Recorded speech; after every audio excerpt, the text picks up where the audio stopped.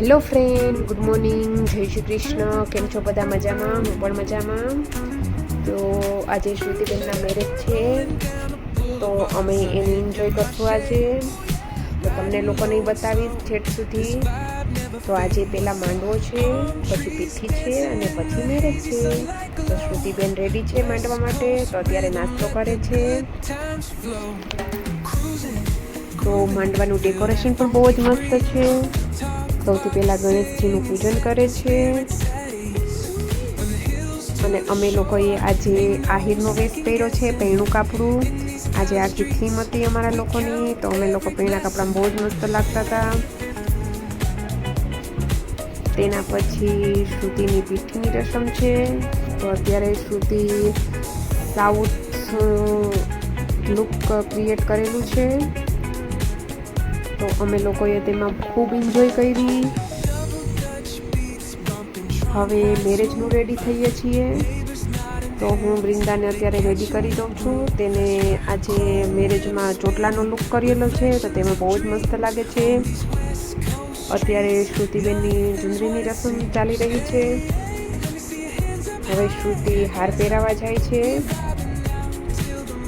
તો શ્રુતિબેનના મેરેજમાં અમે ખૂબ એન્જોય કરી. અમને લોકોને બહુ જ મજા આવી. તો તમને લોકોને પણ મજા આવી હશે. તો ફાઇનલી શ્રુતિએ હાર પહેરાવી દીધો છે, તો બંને બહુ જ મસ્ત લાગે છે અને બધું ડેકોરેશન પણ બહુ જ મસ્ત કરેલું છે.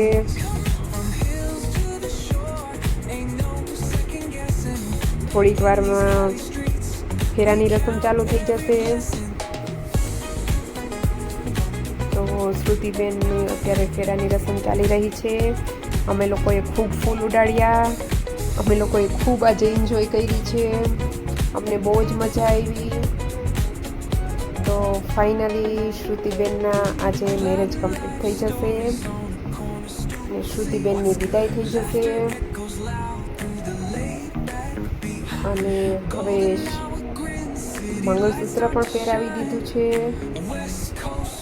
સિંદૂર પણ પૂરી દીધો છે. તો શ્રુતિબેનની ફાઇનલી લગ્ન થઈ ગયા છે. અમે લોકો હવે જઈએ છીએ જુનાગઢ. અત્યારે વાગ્યા છે રાતના 3. હમણાં થોડી વારમાં ઘરે પહોંચી જશું અને આપણે મળીશું અગલા બ્લોગમાં. ત્યાં સુધી બાય.